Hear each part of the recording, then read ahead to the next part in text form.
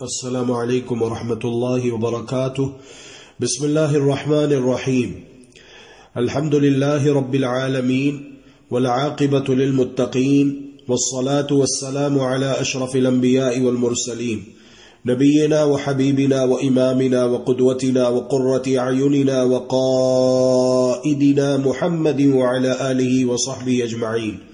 سبحانك لا علم لنا إلا ما علمتنا إنك أنت العليم الحكيم رب اشرح لي صدري ويسر لي أمري واحلل عقدة من لساني يفقه قولي رب زدني علما رب زدني علما رب زدني علما اللهم إنا نسألك علما نافعا ورزقا طيبا وعملا متقبلا آمين يا رب العالمين۔ وبعد، رفع بلا اور دفع مصائب کے لیے چھلے پہننا اور دھاگے وغیرہ باندھنا شرک ہے۔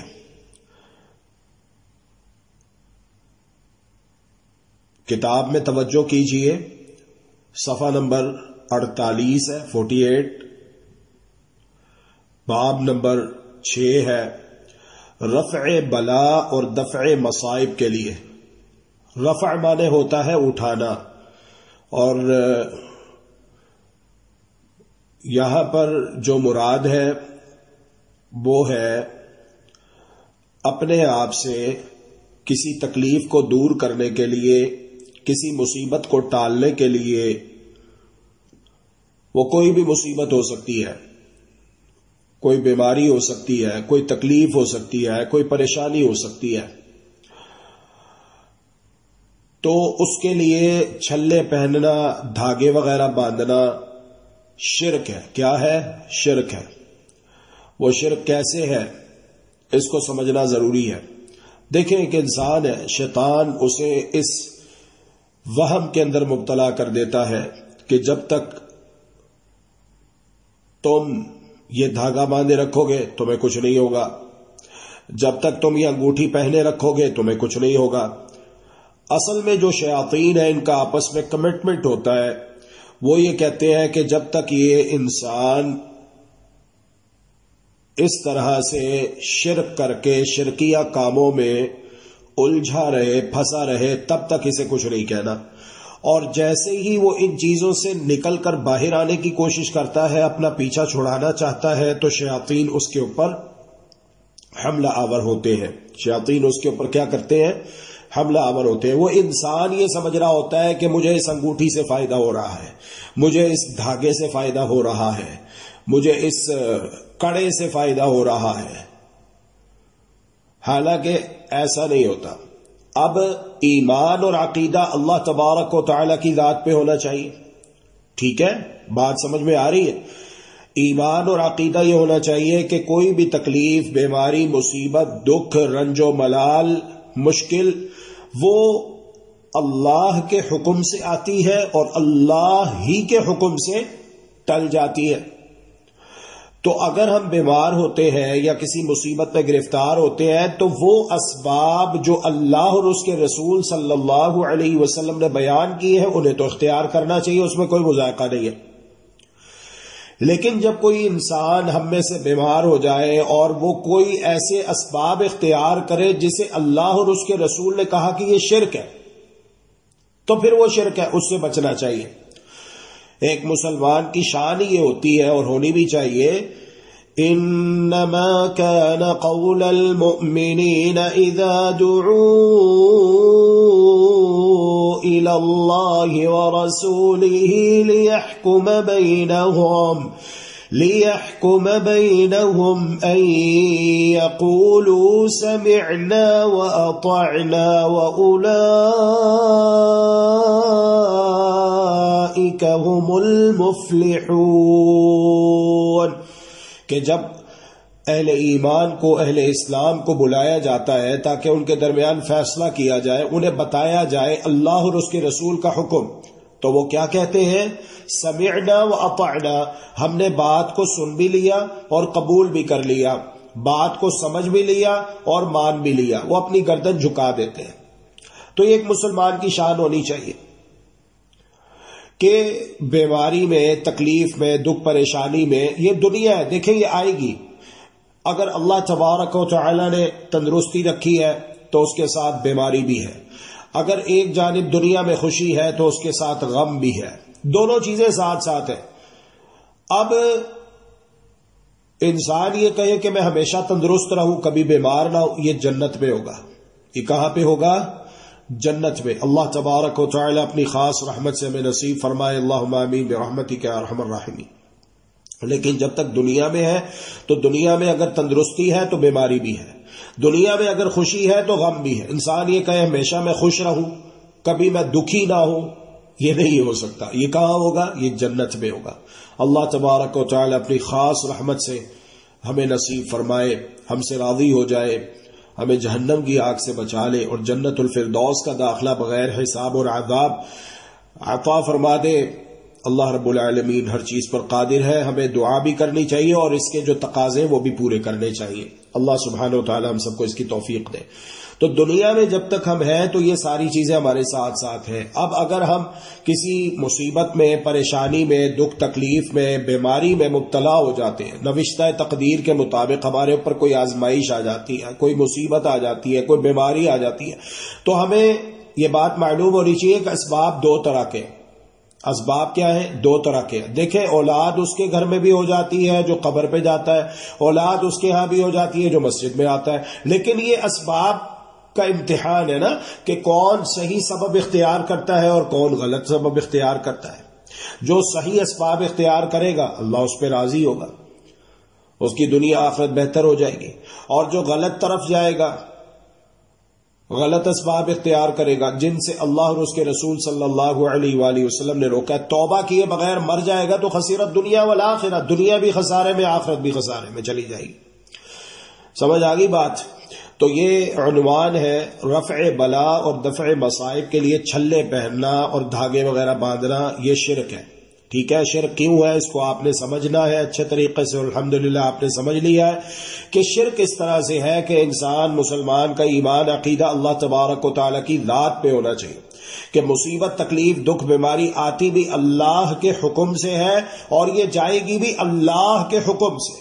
ہاں، ہمیں دین اسلام کے دائرے میں رہتے ہوئے وہ اسباب تو اختیار کرنے ہیں جن کی اجازت اور حکم اللہ اور اس کے رسول صلی اللہ علیہ وسلم نے دیا، اور ایسے اسباب و وسائل سے اپنے آپ کو بچانا ہے جن سے اللہ اور اس کے رسول صلی اللہ علیہ وآلہ وسلم نے روکا، منع کیا، اور انہی میں سے ایک چیز یہ بھی ہے کہ انسان چھلے پہنے، دھاگے باندھے، کڑے پہنے، اور وہ یہ سمجھے کہ اس طرح میری تکلیف دور ہو جائے گی، ختم ہو جائے گی، کم ہو جائے گی۔ کیسے کم ہوگی؟ پھر اس کی سوچ یہ ہو کہ جب تک میں یہ انگوٹھی پہنے رکھوں میرا بلڈ پریشر ہائی نہیں ہوگا، ہاں، میں جب تک یہ کڑا پہنے رکھوں مجھے بیماری نہیں آئی، کوئی کسی کی نظر نہیں لگ۔ چھوٹے بچے ہیں ان کے گلے میں تعویذ لٹکا، تعویذ کا ایک دھاگا ہوتا ہے، دھاگا ہے، اس کو چمڑا لے کر اس کے اندر ایک کاغذ ہوتا ہے۔ ہم نے تو اللہ تعالیٰ معاف فرمائے کئی ایسے تعویذ کھولے ہیں، دیکھے، تجربے کیے، کتنے ایسے تعویذ ہیں ان کے اوپر لکھا ہوتا ہے یا جبریل یا میکائیل یا ابلیس یا شیطان، اور پتہ نہیں کیا کیا لکھا ہوتا ہے۔ اب پتہ نہیں کون ہے جس نے وہ لکھ کے دیا ہے، اس کا اپنا عقیدہ کیسا ہے کیسا نہیں ہے، اور اس نے کیا لکھا ہے کیا نہیں لکھا۔ تو بات یہ ہے کہ دیکھو ہم نے کلمہ پڑھا ہے لا الہ الا اللہ محمد رسول اللہ صلی اللہ علیہ وآلہ وسلم، عبادت ایک اللہ کی، طریقہ محمد الرسول اللہ صلی اللہ علیہ وآلہ وسلم کا۔ ہمارے پیارے نبی محمد صلی اللہ علیہ وآلہ وسلم کے دور میں بھی دکھ تھے، تکلیفیں تھی، بیماریاں تھی، پریشانیاں تھی، مصیبتیں تھی، لوگ پریشان بھی ہوتے تھے، لوگ مصیبت میں گرفتار بھی ہوتے تھے، لوگ بیمار بھی ہوتے تھے، لوگ دکھی بھی ہوتے تھے، لیکن ہمارے پیارے نبی محمد صلی اللہ علیہ وآلہ وسلم نے کسی کو تعویذ لکھ کے نہیں دیا۔ کیا میرے صحابی یہ لکھ لو اور اس کو چمڑے کے اندر پیک کر کے سی کے دھاگے کے ساتھ تم نے گردن میں لٹکا لینا ہے، بازو پہ باندھ لینا ہے؟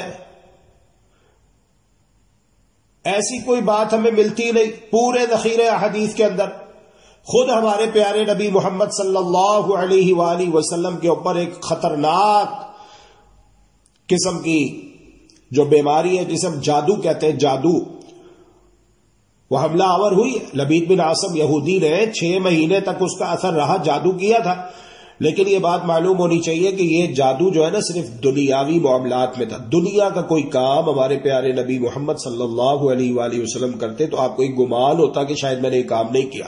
جہاں تک تعلق ہے وحی الہی کا، جہاں تک تعلق ہے دین اسلام کا، اسلامی تعلیمات کا، تو اس کی حفاظت و صیانت کا ذمہ اللہ تبارک و تعالی نے لیا ہے. ٹھیک ہے، یہ بات اچھے طریقے سے سمجھ لیں. اب ہمارے پیارے نبی محمد صلی اللہ علیہ وآلہ وسلم جب بیمار ہوئے ہیں اور جادو آپ پر کیا گیا، 6 مہینے تک اس کا اثر رہا، تو پیارے پیغمبر علیہ الصلوۃ والسلام نے اس کا توڑ کیسے کیا؟ جبریل امین علیہ السلام سورۃ الفلق اور سورۃ الناس لے کر آئے، جس کی 11 آیتیں ہیں، اور 11 ہی گریں لگائی تھی لبید بن عاصم یہودی نے جو جادو کیا تھا اس میں، اور وہ ایک کنویں میں اس نے پھینکا تھا. پیارے پیغمبر علیہ الصلوۃ والسلام ایک آیت مبارکہ کی تلاوت کرتے، قل اعوذ برب الفلق، ایک گرہ کھل گئی اللہ کے حکم سے. اللہ رب العالمین نے جادو کا اثر زائل کر دیا، ختم کر دیا. من شر ما خلق، دوسری گرہ کھل گئی. ومن شر غاسق اذا وقب، تیسری گرہ کھل گئی. ومن شر النفاثات فی العقد، چوتھی گرہ کھل گئی. ومن شر حاسد اذا حسد، پانچویں گرہ کھل گئی. 6 آیات سورۃ الناس کی. قل اعوذ برب الناس ملک الناس الہ الناس من شر الوسواس الخناس الذی یوسوس فی صدور الناس من الجنۃ والناس. کل ملا کے 11 گرے تھی، 11 آیتیں ہیں. ہر آیت کی تلاوت پر ایک ایک گرہ کھلتی چلی گئی اور جادو کا اثر ختم ہو گیا. ایمان، عقیدہ مضبوط ہونا چاہیے. دیکھیں اگر کسی جادوگر کا جادو اثر کر جاتا ہے، وہ بھی اللہ کے حکم سے ہوتا ہے. وہ بھی کیا ہوتا ہے؟ اللہ تبارک و تعالی کے حکم سے ہوتا ہے. لیکن اگر وہ ہو جاتا ہے، ٹھیک ہے، اللہ رب العالمین کے حکم سے ہی ہوتا ہے تو وہ باطل ہے، تو وہ باطل، کیونکہ دنیا تو امتحان گاہ ہے نا، امتحان گاہ ہے. تو کیا اللہ تبارک و تعالی کا جو مقدس کلام ہے وہ برحق ہے، اس میں زبردست تاثیر موجود ہے. الحمدللہ وَنُنَزِّلُ مِنَ الْقُرْآنِ مَا هُوَ شِفَاءٌ وَرَحْمَةٌ لِّلْمُؤْمِنِينَ. قرآن مجید میں شفا ہے، قرآن مجید میں کیا ہے؟ شفا ہے، اور یہ رحمت ہے اہل ایمان کے لیے، اور یہ رحمت ہے اہل ایمان کے لیے. اب یہاں پر آپ نے غور کرنا ہے کہ اللہ تبارک و تعالی نے جو لفظ استعمال کیا وہ شفا کا ہے. وَنُنَزِّلُ مِنَ الْقُرْآنِ مَا هُوَ شِفَاءٌ، شفا. اللہ رحم کرے، اللہ تعالی ہم سب کو اپنے حفظ و امان میں رکھے.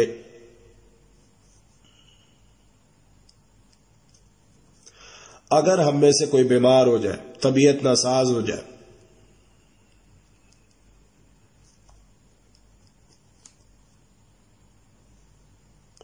ڈاکٹر حکیم طبیب کے پاس جائیں. اسلام ہمیں اس کی اجازت دیتا ہے، اس لیے ہم جائیں گے، ہم دوائی لیں گے، ہم ڈاکٹر کو چیک کروائیں گے. لیکن ایمان، عقیدہ ہمارا اللہ تبارک و تعالیٰ کی ذات پہ ہوگا کہ اللہ رب العالمین چاہے گا تو ہمیں شفا حاصل ہوگی. تو جب کوئی بیمار ہو جائے، ڈاکٹر کے پاس جائے، ڈاکٹر اسے دوائی دے. اب آپ سوچیں کہ دوائی سے فائدہ کب ہوگا؟ کیا دوائی سے فائدہ اس طرح ہوگا کہ اس کو چمڑے کے اندر سی کے گلے میں باندھ لیا جائے، لٹکا دیا جائے، بازو کے اوپر باندھ لیا جائے، یا انگوٹھی بنا کے اس کو انگلی میں پہن لیا جائے؟ کس طرح شفا ہوگی؟ یا اس کو گھر میں لا کے شوکیز میں فریم میں سجا لیا جائے، شفا ہو جائے گی؟ ہرگز نہیں ہوگی شفا. شفا کب ہوگی؟ جب آپ دوائی کھائیں گے. جب آپ دوائی کھائیں گے تو پھر آپ کو اللہ کے حکم سے انشاءاللہ آرام آ جائے گا، اللہ کے حکم سے. تو دوائی کھانے کی صورت میں فائدہ ہوگا، جیب میں رکھنے کی صورت میں، گلے میں لٹکانے کی صورت میں، بازو پہ باندھنے کی صورت میں فائدہ نہیں ہوگا. اسی طرح آپ دیکھیے اللہ تبارک و تعالی نے قرآن مجید میں جہاں پر اپنی نشانیوں کا ذکر کیا، وہاں پر ایک بات یہ بھی بیان کی ہے کہ شہد میں شفا ہے. شہد میں کیا ہے؟ شہد میں شفا ہے. فی شفاء للناس.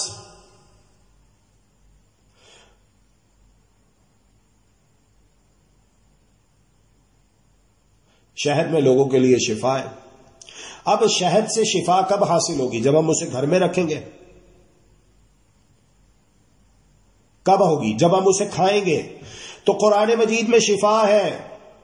یہ شفا کب حاصل ہوگی؟ جب ہم قرآن مجید پڑھ کر اپنے اوپر دم کریں گے، قرآن مجید پڑھ کر اپنی بیوی کے اوپر دم کریں گے، اپنی بیٹی کے اوپر دم کریں گے، اپنی بہن کے اوپر دم کریں گے، اپنے ماں باپ کے اوپر دم کریں گے، اپنے بچوں بچیوں کے اوپر دم کریں گے، اپنے بہنوں بھائیوں کے اوپر دم کریں گے، تب ہمیں فائدہ ہوگا، تب ہمیں شفا حاصل ہوگی. یہ کیا طریقہ ہے کہ قرآن مجید کو کسی کاغذ کے اوپر لکھ کر گلے میں لٹکا لو، بازو پہ باندھ لو؟ یہ طریقہ اللہ رب العالمین نے تو ہمیں اس کی تعلیم نہیں دی، اللہ کے پیارے رسول صلی اللہ علیہ وآلہ وسلم نے ہمیں اس کی تعلیم نہیں دی ہے. ٹھیک ہے، اس بات کو خوب اچھی طرح سمجھ لیجئے. اب آئیے قرآن مجید کی آیت کتاب میں غور کریں. اعوذ باللہ من الشیطان الرجیم بسم اللہ الرحمن الرحیم قل افرأيتم ما تدعون من دون الله إن أرادني الله بضر هل هن كاشفات ضره أو أرادني برحمة هل هن ممسكات رحمته قل حسبي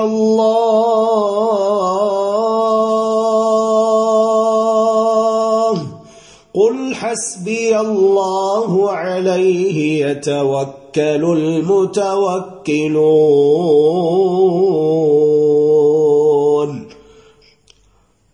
قل، اے پیارے نبی محمد صلی اللہ علیہ وآلہ وسلم، آپ ان سے کہہ دیجئے، افرأیتم ما تدعون من دون اللہ، کیا خیال ہے تمہارا جن جن کو تم اللہ کے سوا پکارتے ہو. ان ارادنی اللہ بضر، اگر اللہ تبارک و تعالی مجھے کوئی نقصان پہنچانا چاہے، هل هن کاشفات ضرہ، تو کیا یہ سارے مل کر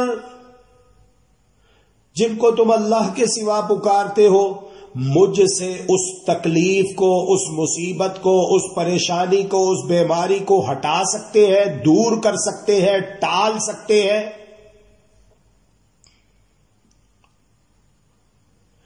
یہ سوال کا ایک پہلو ہے، ایک جانب ہے. دوسری جانب او ارادنی برحمت هل هن ممسکات رحمته، کیا خیال ہے تمہارا جن جن کو تم اللہ کے سوا پکارتے ہو، اللہ تبارک و تعالی مجھ پر مہربانی کرنا چاہے تو کیا یہ سارے مل کر اللہ کی رحمت کو مجھ سے روک سکتے ہیں؟ یہ سارے مل کر اللہ کی رحمت سے، جو اللہ مجھے پہنچانا چاہے، اللہ کی اس رحمت سے مجھے محروم کر سکتے ہیں؟ ہرگز نہیں. تو پھر سپر پاور کون؟ اللہ تبارک و تعالی، اور ساری کائنات، ساری مخلوقات اس کے سامنے عاجز ہے، کمزور ہے، بے بس ہے، لاچار ہے. اللہ رب العالمین وحدہ لا شریک لہ زبردست طاقت و قوت کا مالک ہے. قل، اے پیارے نبی محمد صلی اللہ علیہ وآلہ وسلم آپ کہہ دیجئے، حسبی اللہ، مجھے تو اللہ ہی کافی ہے. علیہ یتوکل المتوکلون، بھروسہ کرنے والوں کو چاہیے کہ اسی پر ہی بھروسہ کرے.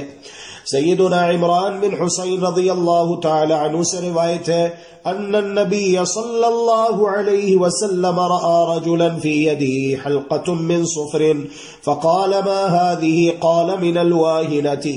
نبی مکرم رسول معظم صلی اللہ علیہ وآلہ وسلم نے ایک صحابی کو دیکھا، اس کے ہاتھ میں پیتل کا چھلا تھا. پوچھا یہ کیا ہے؟ اس نے کہا میں نے یہ واہنہ ایک بیماری کی وجہ سے پہنا ہوا ہے. رسول اللہ صلی اللہ علیہ وآلہ وسلم نے ارشاد فرمایا انزعها، اسے فوراً اتار دو، اسے فوراً اتار دو، اس لیے کہ یہ تمہیں کوئی فائدہ نہیں پہنچا سکتا، فوراً اتار دو اسے. فإنها لا تزيدك إلا وهنا، اس سے تمہاری بیماری میں مزید اضافہ ہوگا، مزید اضافہ ہوگا، تمہارا عقیدہ کمزور ہو جائے گا. تم یہ سمجھو کہ جب تک میں یہ پہنے رکھوں گا تو مجھے کچھ نہیں ہوگا. اللہ تبارک و تعالی پر جو ایک ایمان ہونا چاہیے، توکل، بھروسہ ہونا چاہیے، وہ ختم ہو جائے گا، کمزور ہو جائے گا. شیطان کو اپنا کھیل کھیلنے کا موقع مل جائے گا. اب دیکھیں نا، منع آ گیا یہاں پر، اللہ کے پیارے رسول صلی اللہ علیہ وآلہ وسلم نے منع کر دیا اس سے. اب جس چیز سے اللہ کے پیارے رسول صلی اللہ علیہ وآلہ وسلم منع کر دے تو جو مسلمان ہے سچے دل سے جس نے کلمہ طیبہ لا الہ الا اللہ محمد الرسول اللہ صلی اللہ علیہ وآلہ وسلم پڑھا ہے، اس کا اقرار کیا، وہ سوچے کہ یہ کام پھر کس طرح جائز ہو سکتا ہے، اور اس کام کو کر کے کیا اللہ تبارک و تعالی راضی ہوگا؟ کیا شفا ملے گی؟ ہرگز نہیں۔ انزعها، میرے صحابی جلدی کرو اسے فوراً اتار دو، فإنها لا تزيدك إلا وهنا، اس سے تمہاری بیماری میں مزید اضافہ ہوگا، فإنك لو مت وهي عليك ما أفلحت أبدا، اگر تمہیں یہ چھلا پہنے پہنے موت آ گئی تو تم کبھی نجات نہیں پا سکو گے۔ اللہ اکبر، اللہ اکبر، اللہ اکبر۔ اس لیے یہ تمام باتیں سننے کے بعد ہر مسلمان کو چاہیے کہ اپنے آپ کو چیک کرے، ہلکے پھلکے ہو جائیں۔ اگر گلے میں کوئی چیز پہنی ہوئی ہے اتار دیں، بازو میں ہے اتار دیں، انگوٹھیاں ہیں اتار دیں، اس طرح کیا زینت کے لیے انگوٹھی چاندی کی پہن سکتے ہیں، کوئی حرج نہیں، زینت کے لیے تو اتار دیں، ہلکے پھلکے ہو جائیں۔ قرآن مجید پڑھیں، پڑھ کے اپنے آپ کو دم کریں، قرآن مجید پڑھیں، پڑھ کے اپنے اہل و عیال کو دم کریں، اپنے رشتہ داروں کو دم کریں قرآن مجید پڑھ کر، اس میں شفا ہے۔ جو صحیح طریقہ ہے قرآن مجید سے شفا حاصل کرنے کا، قرآن مجید کی تعلیمات کو سمجھیں، اس کے اوپر عمل کریں، ترجمہ پڑھیں، تفسیر پڑھیں، توحید اور سنت کو سمجھیں قرآن و حدیث کی روشنی میں، اس کے تقاضے پورے کریں، شرک و بدعت کو سمجھیں قرآن و حدیث کی روشنی میں، اور اپنے آپ کو شرک و بدعت سے بچائیں۔ اللہ تبارک و تعالی ہم سب کو اس کی توفیق عطا فرمائے۔ سیدنا عقبہ بن عامر رضی اللہ تعالی عنہ سے روایت ہے کہ جناب محمد الرسول اللہ صلی اللہ علیہ وآلہ وسلم نے تعویذ گنڈا کے بارے میں ارشاد فرمایا، من تعلق تمیمتا فلا تم اللہ له، جس نے بیماری سے تحفظ کے لیے کوئی تمیمہ، تعویذ، منکا وغیرہ لٹکایا، اللہ تبارک و تعالی اس کی مراد پوری نہ کرے۔ ومن تعلق ودعۃ فلا ودع اللہ له، اور جس نے سیب باندھی اللہ تبارک و تعالی اسے بھی آرام اور سکون نہ دے۔ ایک اور روایت میں یہ الفاظ ہے، من تعلق تمیمتا فقد اشرک، جس نے بیماری سے تحفظ کی نیت سے تمیمہ، تعویذ، منکا وغیرہ لٹکایا، اس نے شرک کیا۔ ابن ابی حاتم نے سیدنا حذیفہ رضی اللہ تعالی عنہ کے متعلق بیان کیا ہے، انہ رأى رجلا فی یدہ خیط من الحمى فقطعه، انہوں نے ایک شخص کے ہاتھ میں بخار سے تحفظ کے لیے دھاگا بندھا ہوا دیکھا تو انہوں نے اسے کاٹ ڈالا، اور یہ آیت تلاوت فرمائی، وما یؤمن اکثرهم باللہ الا وهم مشرکون، اور ان میں سے اکثر لوگ اللہ تبارک و تعالی پر ایمان لانے کے باوجود مشرک ہیں۔ تو اب غور کیجئے کہ اگر کوئی صحابی بھی اس نیت سے کوئی چیز پہنے، باندھے یا لٹکائے اور اسی حال میں مر جائے تو وہ بھی کبھی فلاح نہیں پا سکتا۔ ہاں، تو جو عام لوگ ہیں ان کو تو بہت زیادہ احتیاط کرنے کی ضرورت ہے نا، ہاں بہت زیادہ احتیاط کرنے کی ضرورت ہے۔ پھر آپ ایک اور بات اس میں غور کریں کہ جہالت کے سبب بھی ان اعمال کے مرتکب کو معذور نہیں سمجھا جائے گا۔ اگر ایک شخص کہے مجھے تو پتہ ہی نہیں تھا، کیوں نہیں پتا؟ آپ مسلمان ہیں، آپ کے اوپر فرض ہے کہ آپ دین اسلام کو پڑھیں، آپ کے اوپر فرض ہے کہ آپ قرآن مجید کو پڑھیں، آپ کے اوپر فرض ہے کہ آپ حدیث مبارکہ کو پڑھیں، اپنا ایمان اور عقیدہ سیکھیں قرآن و حدیث سے۔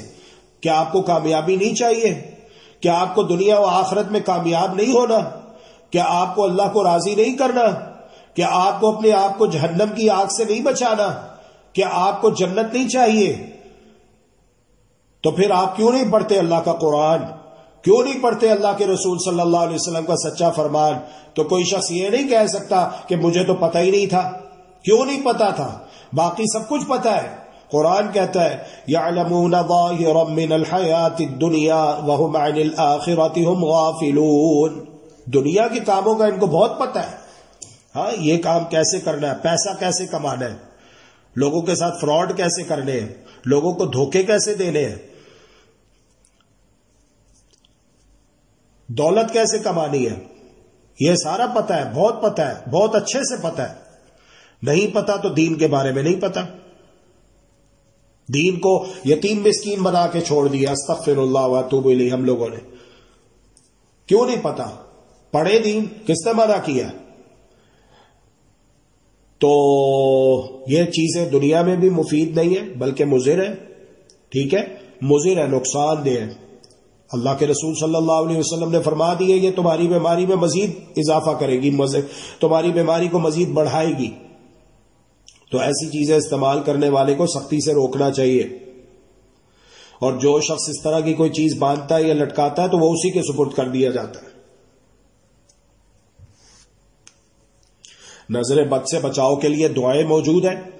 سورۃ القلم 29ویں سپارے کی دوسری سورت کی جو آخری 2 آیتیں ہیں وہ نازل ہی اس لیے ہوئی ہے کہ ہم اسے پڑھ کر اپنے آپ کو نظر بد سے بچائیں. مکہ مکرمہ کے اندر ایک شخص آیا، بڑا مشہور تھا، اس کی نظر جس کو لگ جاتی ہے نا وہ کسی گائے کو گور کے دیکھ لیتا تو تھوڑا سا آگے جا کے کہتا وہ گائے تڑپ رہی ہوگی، میں نے اسے نظر لگا دی، جاؤ اس کو حلال کر کے اس کا گوشت بنا کے روسٹ کر کے بہترین مجھے لا کر پیش کرو، مجھے بھوک لگی ہوئی ہے. لوگ آتے دیکھتے واقعی وہ گائے تڑپ رہی ہوتی تھی. اتنا تیز آدمی تھا، شاطر.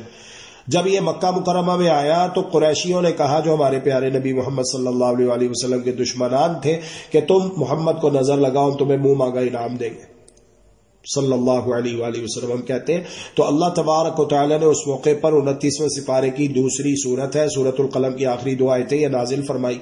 وَإِن يَكَادُ الَّذِينَ كَفَرُوا لَيُزْلِقُونَكَ بِأَبْصَارِهِمْ لَمَّا سَمِعُوا الذِّكْرَ وَيَقُولُونَ إِنَّهُ لَمَجْنُونٌ وَمَا هُوَ إِلَّا ذِكْرٌ لِّلْعَالَمِينَ.